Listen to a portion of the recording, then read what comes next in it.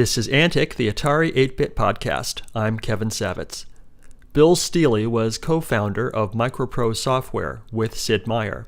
They started the company in 1982. Stealey ran the company until it was sold to Spectrum Holobyte in 1993. MicroProse specialized in flight simulation and war games. The company's games for the Atari 8-bit computers include F-15 Strike Eagle, Hellcat Ace, Kennedy Approach, Silent Service, Solo Flight, Spitfire Ace, Chopper Rescue, Crusade in Europe, and Floyd of the Jungle. This interview took place on January 3rd, 2017. Yeah. I'm in Portland, Oregon. How about you? I was just talking to somebody in Portland, Oregon. Isn't that exciting? Neat. He's one of my players. He's helping me promote the Warbirds game. Oh, excellent. And how do you like my new glasses? This is to make me smarter, like the governor of Texas who can't remember how many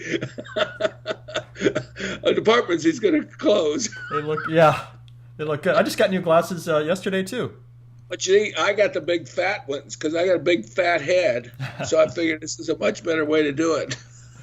So who do you work for, Kevin, and what are we talking about?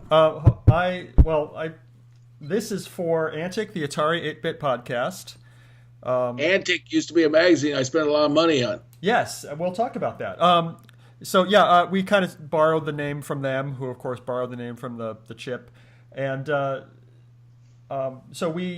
interview people who did things with Atari computers, and okay. I've done a lot of them, and I'm excited to talk to you about MicroProse. So okay. It was only 100 years ago. I was taller and skinnier then. I was considerably taller. I was just at the doctor. I've lost 2 inches since I was at MicroProse. Wow. But that's what happens when you get old and bow-legged. Yeah. How old are you now? I will be 70 years old this coming year. Oh, excellent. Very good. It's tough to be this handsome and be this old. I know. I get it. Yeah. Antic, who was the guy that owned Antic? Jim Caparel. Okay. Known Jim for a long time. Okay. Well, I've got great stories about Antic Magazine. Great. So tell me what you want to know. That's my lovely wife, and the only reason I got her is because I had an airplane, and she wanted to go flying with me. Nice. That worked out for you. Tell me that. Tell me how you met. Let's start there. Oh boy. Are you ready to do this? Okay. When I sold MicroProse, that was June of 1993. Now, I didn't really sell it. I took money from Spectrum Holobyte and sold them stock. So I was still the largest single stockholder, but they offered me a spot on the board. But when you are the founder and micromanager, as some people have called me, surprising, it's hard to sit in a board meeting with a bunch of financial people who they're doing it wrong, and you say, well, guys, you forget this, and they go, Bill, that's the way we used to do it. So I lasted about 6 months on that board. But in that 6 months, I didn't sell any stock, so I was waiting until January 1 of 94 to avoid Maryland taxes. So in Florida, I didn't have to pay 9.6%. That's a big number in taxes when I sold my stock. So I came to Florida to avoid that 9.6%. I figured I could buy a house on a golf course and a golf course membership and lots of tamales for 9.6% of what I was going to get for the stock. So I walk into a law office because I was buying a property down here because I wanted to be a member in Florida in good standing with the tax people because I didn't want them to come after me from Maryland. And I walk in my flight suit. Now, I know you've seen pictures of me in my flight suit. That was kind of my... Did you go everywhere in your flight suit? Only when I tried to pick up pretty girls. I see. And my wife was working at her dad's law firm, and I handed her my Wild Bill card. Have you ever seen my Wild Bill card? I have not. Show it to me. Oh, boy. I'm going to have to get out my Wild Bill card then. So I'm in a flight suit. I'm skinnier and taller then by about 20 years. Holy crap-a-doodles. Let me see if I got one of my Wild Bill cards. Oh, I do. And First I walk in and she is hot. Let me tell you, she is hot. And I go, "Hey, little girl, you want to ride my airplane?" Uh-huh. She says, "I've heard all the lines now." I said, "Turn the car over, sweetheart." She says, "You own that airplane?" I go, "Yeah." She says, "Yeah, I want to ride." And right then the lawyer called me, and I didn't know her name. And I walked into the lawyer's office, and when I came back out, she wasn't sitting out there again. So I go, "Well, dadgummit." I was single at the time, and I figured, dadgummit, that was a cute girl. So anyway, that was March. About April, she walked out to her car, and by the car, there was a little plastic airplane on the ground. She don't know who dropped it, but she says, "I wonder what that guy who was a client here, we really had that airplane." So anyway, I called the firm that day, and she called me back. I didn't know who it was, but she thought I'd called her. And so I invited her to go to the Doolittle Raiders. You know who the Doolittle Raiders are? No.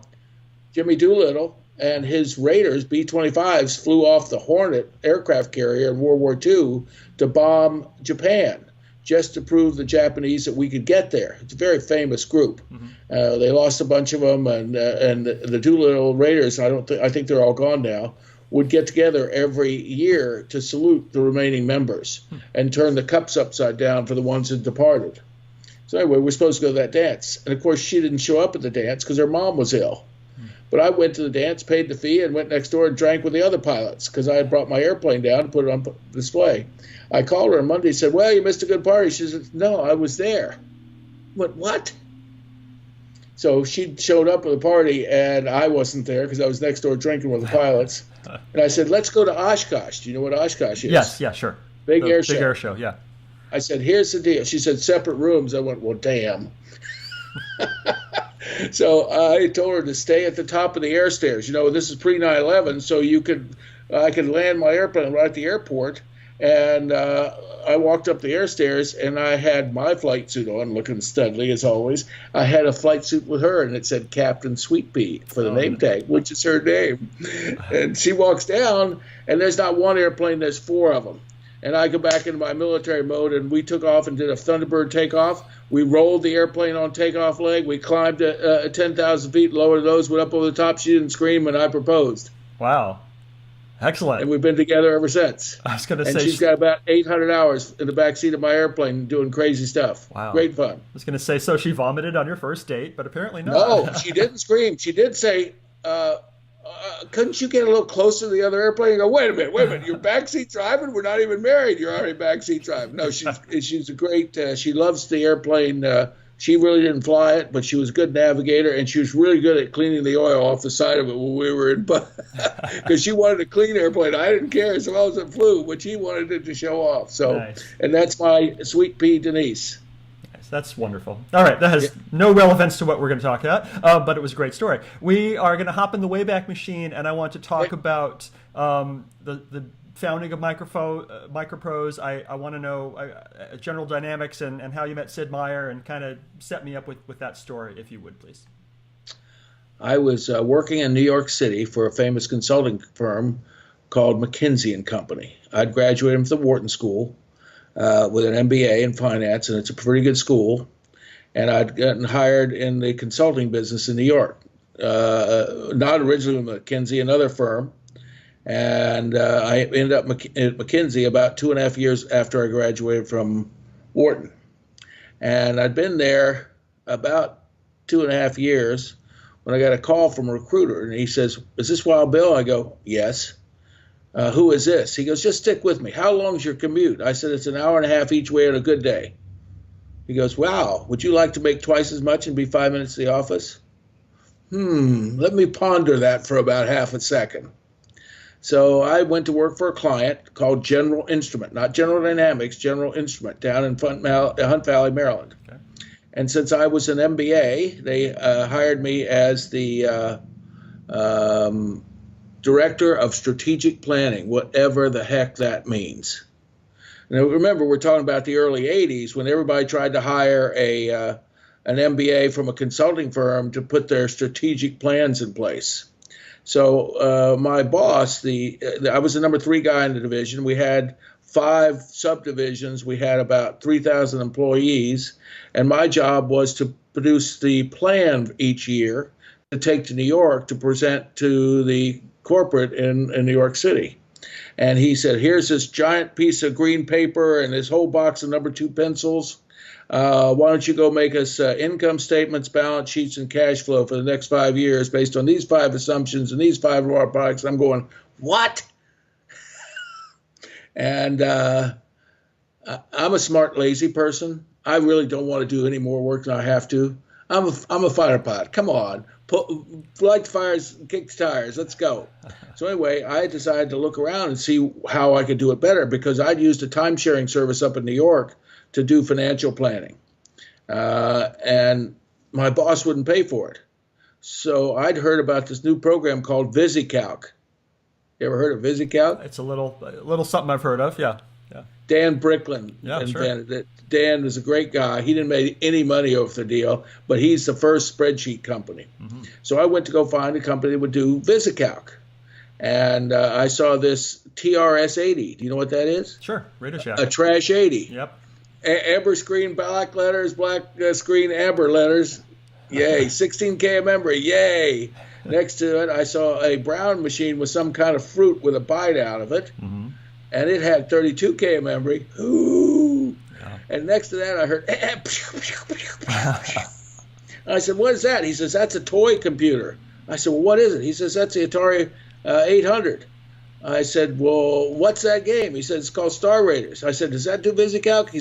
And he says, yes. I said, wait a minute. VisiCalc, a 64K of memory if you put the basic cartridge in, and Star Raiders, I'll take that one. So I bought the Atari 800. And I took it home, and I'm working my VisiCalc and doing the work for the company. And somebody told me there's this guy in the back named Sid Meier who was the guru, and he had a group called Smuggers. Smugger, Sid Meier's user group. Mm-hmm. The Smuggers. So I decided to go to a meeting. Uh-huh. They were stealing software. Sid was a pirate. Don't tell anybody. Yeah, right. But I said, wait a minute, I'm an Air Force Academy graduate. You can't steal software. That's against the rules. He goes, well, we're just looking at it. I said, no. Now you're doing what we call quibbling, Sid. He said, we're not selling it or anything. We're just looking at it. I said, no. So I left the meeting. Didn't want to have anything to do with Mr. Meier. So about 3 months later, we're at a trade show in Las Vegas, and he's the only technical guy. I'm the only financial guy. We got 200 salesmen telling us how good they're going to be next year. Mm-hmm. Boring. Mm-hmm. The second day, about 4 o'clock, Sid says, hey, Bill, I know some games. Let's get out of here. Because he knew I had an interest in games. So we snuck downstairs at the MGM Grand, right there on the famous corner in Las Vegas, and he kicked my butt at every game in the place, the coin-op games. Well, there was one called Red Baron, baby, and I was a trained fighter pilot. And I was flying for the Pennsylvania Guard, something called the A-37 Dragonfly. And I go, okay, Meier, here's a quarter here. I'm going to kick your booty, buddy. Let's go. Well, I sit down and score 75,000 points. I go, match that, Meier. He sits down and scores 150,000 points. I am really pissed. I said, well, how'd you do that? He says, well, that's not a very good game. I memorized the algorithms while you were flying. Mm-hmm. You did what? He says, I could write a better game than that in a week. Well, a fighter pilot doesn't want to be outbragged. I said, if you can, I can sell it. So about 2 weeks later, he brought me a disc for my Atari 800. And wait a minute, Sid's wearing his Michigan T-shirt, which he always, or sweatshirt, his jeans, his white tennis shoes. I'm in a three-piece suit with a collar pin and a white tie, being Joe Corporate. And, of course, Sid's a lot shorter than I am. So he tugs on my jacket and says, Bill, you said you could sell this. I go, oh, crap. Now I'm in trouble. I got called. Uh-huh. So I write him a 4-page memo on why the game sucks. Okay. I go, such as? Give me a couple examples. Just wasn't accurate. He didn't have any G's in the game. The bullets go down when you pull G's. Okay? You can't roll level in an airplane. It falls out of the sky. He was just rolling level. I'm going, wait a minute. You don't have a flight model in here. Got to have a flight model. My 837 turns different than an F4 does. Come on. Mm-hmm. He says, oh, I didn't think you need a real flight model. It's a game. I said, no. going to give me a simulation. You have a real flight model, because that way I'd get an advantage because I know flight models. I'm an aeronautical engineer. Come on. Right. So anyway, he walks away dejectedly. He brought it back to me in a week. And he says, I fixed all that. I'm going, oh, damn, he really got me now. So we made this deal. We're going to sell Atari 800, 400 software through the mail, and the objective was to be able to make enough money to charge our cars off to the IRS. Bada bing! Well, we finally got the game done. It's like the 1st of October. I'm going to New York to present the plan to corporate General Instrument, and I take one disc with me, and I know that there's a computer store in Rahway, New Jersey. So I get off the train on my way back. I get off the train and I walk to this computer store. It's about 8:30 at night. And I wait till everybody cleans out. And it's 9 o'clock. And the guy says, sir, we're closing. I said, well, I got a game I want to show you. He goes, sir, you know, we only do professional products here. I said, well, just give me a try. We sat till 11 o'clock playing this little Hellcat Ace. He says, okay, I like your game. Here's what I'll do. I need 100. And what price are you going to charge me? Well, I look around the store, everything's $29.95. I said $29.95. He said, no, you don't get it, kid. I'm a retailer. I get half off. I said, half off? I never sold retail. Wait, I'm a financial guy. So I said, okay, deal, $14.97. So that was our first price. And I go to the hotel room I had in Oakley, and I called Sid. I said, Sid, this guy wants 100 of them. He says, 100? You've got one and I've got one. That's all we got. And we hired the neighbor kid to take the 2 disk drives, put the master in here and another one down there. New game. And we hired the kid for $1 a game, and he did 100 games for me. And I went down to the local supermarket and bought baggies. And I went and bought some paper, colored paper, and a lot of ink for my dot matrix printer. And we put these things in baggies, and we sold him 100. Nice. We got a business. Woohoo! About 2 months later, about a month later, I decided to sign up for Antique Magazine. And I go put an ad in Antique Magazine. It cost us $500. It was really cheap at the time. And Jerry Walasenko was running a distribution company in Boston. Can't remember the exact name of it, but it's December now, from October to December.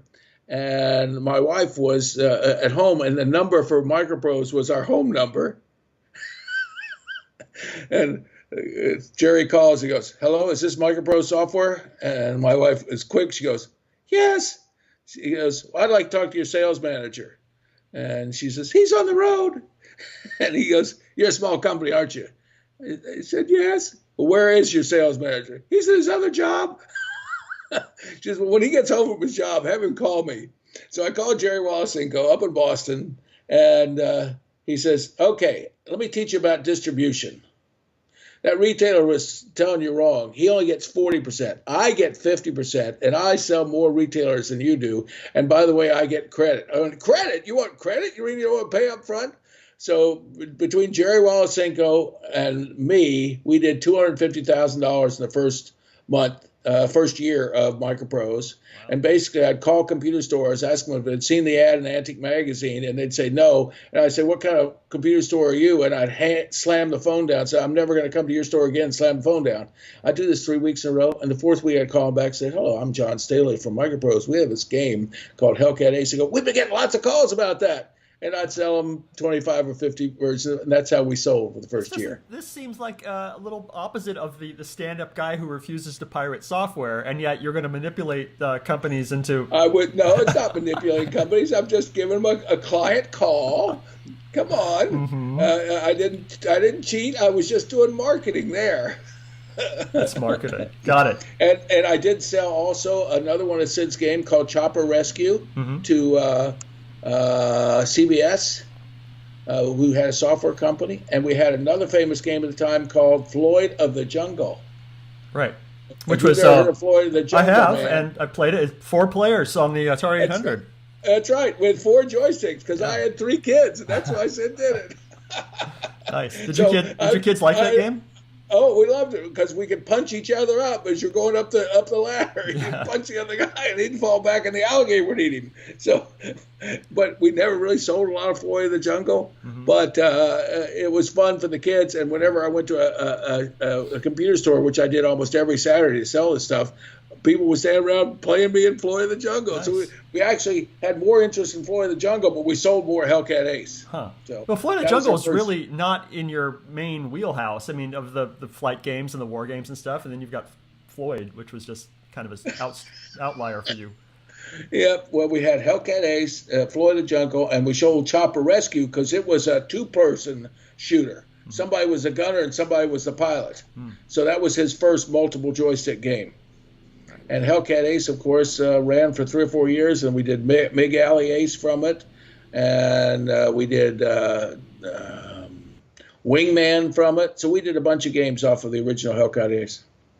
Nice. Boy, that was the start of MicroProse. And I said, Sid, you need to quit your job. He says, I'm not going to quit my job. I walked into my boss. He says, let me get this straight. You're number 3 guy in the division. You're going to run this division in a couple of years, and you're quitting to go in the game business? So I quit in July of the next year. And we had all of $27 in sales. I had 3 employees. I hawked my Volvo. So Sid didn't want to take any financial risk, so he was still working at General Instrument. I went and hawked my Volvo to keep us alive that year. So that's what happened. Wow. So he was the programmer guy all the way, and it seems like you were the business guy all the way. All the way. Yeah. And I was also chief playtester. Because my claim to fame is silent service. Yeah. Because Sid wouldn't put a deck gun on it. Okay. Now, there I can't believe. I'm saying, Sid, we need a deck gun. He says, no, they didn't have deck guns until 44. I said, so? He says, well, we're going to keep it historically accurate. I said, well, I'm going to Handleman this weekend. And if I don't have a deck gun when I go to Handleman, I'm not going to bring any sales back. He said, okay. So he put a deck gun in for me. So I got the Handleman, the guy who was running Handleman, ended up being the Microsoft Flight Simulator guy, by the way, and I'll think of his name in a minute. And I'm demoing. I got I got a Commodore 64, believe it or not. I don't have an Atari this time. I've taken a Commodore 64 up there. We got silent service to ship because we had to hire some guys because Sid wouldn't program on the Commodore. He would only do the Atari, so we had to hire some other General Instrument guys to convert it to the Commodore because it was selling more software at the time. This is 2 years into this. And I'm being depth charged. I attacked 4 destroyers, and I'm being depth charged, and one of them caused me to come to the surface, and I'm running like heck, and I turn my deck gun and fire, and I blow up 2 of the destroyers, the other 2 turn away, and Handleman says, we'll take 25,000 units. Nice. I said, Sid, you got to have a deck gun. So I always played Sid's games. Sid and I were playing online multiplayer games in 1983, 4. We never did one for a long time, but he was doing some really neat stuff. We did Soul Flight because he learned to do line draw. He learned a new technique, so he made a flight simulator out of it. And Soul Flight beat out Flight Simulator that year at Handleman. Right. Sublogic wouldn't deal with Handleman and give them the discount they wanted. I went up there. I took $2 off, gave it to them, and they sold 50,000 units of Soul Flight to us through all the Sears stores. Wow. Come on, guys, make a deal. Stu Moment, I don't know if you know Stu. He was the head of Sublogic, the original Microsoft Flight Simulator company. And we outdid them that year. So it worked out for us. Nice. So, I mean, you made better deals, but also your game was just more fun. I mean, Solo Flight was a fun thing to fly around, and Flight Simulator was not. It might have been more realistic, but it wasn't a fun time. And that was the whole deal. I always helped Sid with the fun. He always did the technology, and my job was to say, hey, here's what the average player will think when we do this. In fact, if you played F-15 Strike Eagle, what happens when you first launch the game? You blow up something. You press the button and it explodes in front of you. That game looks terrible when you look at it today, but it was really something back then when we first put it out. And I said, Sid, we got to have a kill in the first 30 seconds. And by God, he put an airplane right in front of me. The game opens and it says, fire, fire, fire, fire. And, Strike Eagle was our really first big giant success. Nice. And I think we went on to 2 more versions of Strike Eagle. In fact, somebody recently said, "Why don't we do another Strike Eagle?" I don't even know who owns it these days. The copyright, probably somebody from Infogrames. I don't know. Yeah, I was reading the Wikipedia this morning, and it seems like after you got rid of the company, it just has been passed from one company to the next, and it's kind of hard to tell now. Who owns it now? I think it's actually a MicroProse.com out there someplace. I think it was bought by Cybergun, a French company, and they tried to do something with it, but it never really worked. They never had any really heart in their product. It was just a product. Right. I try to do things I'm really interested in general, because whenever we did stuff that Sid and I wasn't interested in, let's do Rex Nebular and the Cosmic Gender Bender. We spent $3 million on that game, and I actually thought it was pretty fun in the end, but I didn't know anything about a Cosmic Gender Bender. Yeah. And then Darklands, that was done by Arnold Hendrick, who's still a great friend of mine, just worked with us a year ago. And I was at Oshkosh show maybe 10 years ago, and there's a guy wearing a Darklands T-shirt. And I go, "Hey, I know that game." He said, "Oh, it's the best game ever." I didn't tell him we were on version K of it. That's how long it took. Anyway, that was the start of MicroProse, and Sid and I always had an interesting relationship because we were 50-50 owners, but he never wanted to do anything for the business. Mm-hmm. So I think 2.5 years into, we went to a consumer electronics show, and that's when we were showing off Solo Flight, and we hadn't released it because we released it in September, and Hessware offered us $250,000 advance. For a guy who just hocked his car the year before, $250,000 was a big number. And I go to ask Sid about it, go to his office, and he says, "Well, I don't know, but I always heard you never sell the family jewels." So he didn't make a real comment. He just made this smart-ass comment. So I walk out and go, "Well, he's right. That's going to be our big product." And, one time, and so I didn't sell, and they went bankrupt about 6 weeks later. So we won on that one. And again, that was kind of the way Sid did. He didn't really want to participate in the business discussion, but he does. He did have little comments that always made me think about things. Nice. Have I answered most of your questions there? I could go for hours. We could go for hours. I get more stories than Carter's got little liver fellas. So you mentioned Antic Magazine when we first started, and I had read that you bought an ad in Antic just so that you could kind of convince them to review the game. Is that accurate? Well, I bought the ad, so when I called the computer store, I tell them, "Didn't you see the ad in Antic?" Let's be very clear. I was hoping to get a review out of it, but it really was so I could say, "Hey, we're advertising in Antic Magazine, the best Atari magazine out there. In fact, it's the only Atari magazine out there." Right. Huh. So I bought the ad so I could say that I was advertising. Nice. And then, so you're still making games today? What do you do today? I run a public company called iEntertainment Network. Uh-huh. And funny that you should ask what I'm doing, because I have a little project that I'm in the middle of right now. Let's see if I can make it work. And it looks strangely like Hellcat Ace. Oh, look at that. Fighter Pilot Academy, Warbirds. This is a app, iOS app, Android? Yep. All the above? iOS right now. Nice. And, of course, we have an online game called Warbirds that's been running for 20 years. Mm-hmm. Probably generated $50 million over the years. We bought that from another company who was originally it was the company up in Virginia that did Air Warrior. And this guy worked on Air Warrior and then went and started another company, and he was failing when I went and gave him $10 million in our stock. And we bought Warbirds in '97, and we've been running it ever since.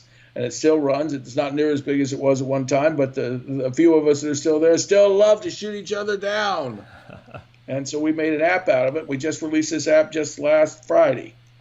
So excellent. If you got an iOS machine, give it a try. Yeah, I do. I'll give it a shot. And I'd love to have your comments or reviews of it, Kevin. Great. Yeah, I'll check it out later today. Okay. Excellent. So, what haven't we talked about the MicroProse days that we should have? Tell me a story. Well, we went straight up for 9 years. Yeah. And we were doing things I wanted to do, except for whatever Sid came up brilliantly. So Sid did the first couple military simulations, and then he didn't want to do them anymore. So I hired some other guys, including Arnold Hendrick, to come along and do it. Mm-hmm. So Sid takes our first employee, who was this beautiful young lady that I met at a hotel, and takes her on a trip to the Caribbean. And she calls me crying. Sid had walked off and forgot to come home because he was studying the history of pirates down there in the Caribbean. So we have to go find Sid. I'm in Baltimore. He's in the Caribbean, and this pretty girl's in the hotel room waiting for him to come back. Of course, he did, but that's how the Pirates game came about, okay? Because he went to the Caribbean, and he married her, and they have a son together. They're not married anymore. He's married to somebody else now, but they're still friends. But she was just this very pretty young lady who came to work in my basement in the summer of '83, if you could imagine. And so my ex goes, "Why is this pretty girl in our basement?" And she's answering the phone. You didn't want to answer the phone anymore, so we got to have a person in the basement. So she worked for us for a lot of years, and his son is just as smart a whip as Sid is. And let's see. And then I hear Sid's working on another game, and all the guys in the back like it. I haven't heard about it yet. Mm-hmm. So I go back and find it, and I said, "What do you call this?" He says, "I call it Civilization." I said, "That's really cool." And I start playing it. All the guys are liking it. And I start looking at it. And finally I get this call from Eric Dott. He says, "You just stole my game." I said, "What?" He said, "I see you're advertising Civilization." I said, "Yeah, it's a new game for Sid." He said, "No, it's not a new game from Sid. It's from Avalon Hill. It's a board game called Civilization." I walked back. I said, "Sid, what's going on?" He says, "Oh, yeah, I really like the game." I said, "Sid, don't you understand? They own this game, not us." He says, "Well, I figure you'll fix it."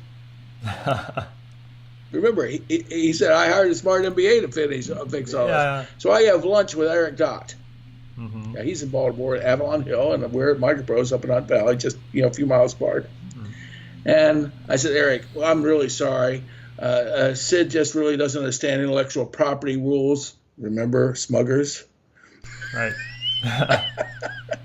And I said, "But let's make a deal here. I'll promote your game, and you'll promote mine." He goes, "What a good idea." I said, "I'll give you a postcard to put in every one of your boxes, my computer game," because he didn't believe in computer games. Eric didn't. "And I'll put a postcard of your board game in my computer game." And we signed a one-page agreement. And so we launched Civilization. Nice. Now I ship out 15,000 units. I get 14,000 of them back. What? It's not a very good ratio. No, that's a bad return. So I bring it back in, and I say, "Hey, guys, what's wrong with this game? Because we all like it." Well, we're sitting there. They say, "Yeah, well, I get stuck in it sometimes. I just come asking Sid." I'm sitting there go, "So we need to put Sid in the box." So again, trying to do what the customers are. Mm-hmm. So that's when you got the science advisor and the military advisor and all that. That's Sid in the box. And we redid the game, put Sid in the box, shipped it out, got it to Robin Williams. And he thought it was a great game, and he talked about it a bit, and we launched it again, and the rest is history. Wow. But again, we had to bring it in the first time, put Sid back in the box. We got a celebrity endorsement, which wasn't bad, too, because Sid and I went to a meeting, and I was the Software Publishers Association board member, and Sid was my partner. So we got to sit with Robin, and that's when we showed him the Civilization. That's when he got all excited. That's when he talked about it on some TV show, which didn't hurt us at all. And that's when Robin became friends with Sid and I. Nice. Back in 1988, I think that was. And, of course, the rest is history with Civilization. So we were only doing whatever Sid came up with, Pirates and Civilization, and all my military sims. And we were very successful with anything Sid came up with, and very successful with my military sims. I mean, if you look through them, everything from F-15 Strike Eagle, Gunship, F-19, Silent Service, M1 Tank Platoon, those were all my military games, and Arnold Hendrick was our lead game designer on most of those. So we basically had Sid and whatever he was doing, and Arnold and whatever the military stuff I wanted to do. And late in the MicroProse, we'd gone straight up. We did $8 million and $2 million in after-tax profits in 1988. That was pretty good for a little company. I gave everybody a nice cash bonus that year. Everybody was very happy at that Christmas party. Nice. But after that, the guys kept saying, we need to do something else. And I was friends with Kenny Williams. So one of our guys wanted to do Rex Nebular, which was his, and he was a great game designer. But, of course, when they promise you a game for $500,000 and it takes $3 million and it's late, it probably doesn't make its money back. So we had two of those with Rex and Darklands. And then when I went public in 91, we paid off all our debts. We were really in good shape. And now I got some new board members because I had to do that because we went public. And in January of 92, I took a sabbatical to go off and talk about entrepreneurship. And I left very explicit instructions of how many games had to be done in October. And I hired a guy to run the place who was a West Pointer, an MBA, smart dude. But at MicroProse, we had a cash bonus system for the development teams. If they got the game out on time, made all the marketing objectives, and it sold, they got 25% of the first year sales. That's a big incentive if it's a good game. That's a huge amount. Yeah, but at the same time, if you didn't make the selling date and you didn't make the marketing objectives, you didn't get the money. You know, you work with us. What's good for you is good for the company. He put everybody on overtime. Do you know how many games we got out in 92? How many? One on December 15th. I came back on 1 October because my sabbatical was February to October, and I fired him on August 2nd. And I spent the next 6 months trying to rescue the company. I almost thought about jumping out of a building in May of 1993. And that's when I called Gilman, because the famous story with Gilman Louie at Spectrum Holobyte is I sent him $500,000 on a handshake once. I don't know if you know of Gilman Louie and Spectrum Holobyte? Well, they were bought by the famous English newspaper guy that the Mossad threw off a boat off of Spain, but he was like Rupert Murdoch from England, and Gilman had no money, and he was running the Falcon Company. They were doing the Falcon game, and he called me like December 23rd. I'm getting ready to take my family and go on a holiday. And he says, "Bill, I need $500,000." I said, "Well, great, I do too." He says, "No, you need to send it to me tomorrow." So we talked for an hour, and I ended up sending him $500,000 with no paperwork on the promise that he was going to give us Falcon 3 for Europe. And, of course, when we were having our cash troubles in May and June of 93, I called him and said, "Get Kleiner Perkins, your investor, to come buy both companies," because they were already an investor in his company. And that's when I sold the stock to Kleiner Perkins, and they took over, and Sid, he became the CEO of the company. So pretty fun. I had a 250-mile non-compete, and it was 260 miles from Baltimore to Raleigh, North Carolina. So I went 265 and started Interactive Magic. And we took that company public. I sold that, and we're back doing it with the Entertainment Network again. So we have fun. We do cool games. Sometimes we even make a profit. Nice. Did you get out at the right time of MicroProse? No. Should not have gotten out at all. Because I think we would have done very well. I had $14 million funding available from GE Capital, and my accountants did inventory wrong. Wait a minute. Inventory wrong, and that caused us to restate earnings. And restate earnings, no company, and you're a public company, nobody's going to deal with you. So I sold my stock very well. The ex is very, very wealthy. And I'm working with a much prettier wife. That's not nice. No. No, I love my ex, and we have 3 beautiful children and 9 beautiful grandchildren. But it's, it was a very turbulent period, and that's when, in the same year, my ex decided that she wanted out and Sid wanted out. That was a tough summer for me. 20 all-nighters between Sid and the ex. So, and we still managed to get public. So there you go. Good. So we never give up. As an Air Force guy, never give up. Fight, fight, fight till the airplane impacts the ground, baby. Do you have enough, Kevin? Almost. I have one more question.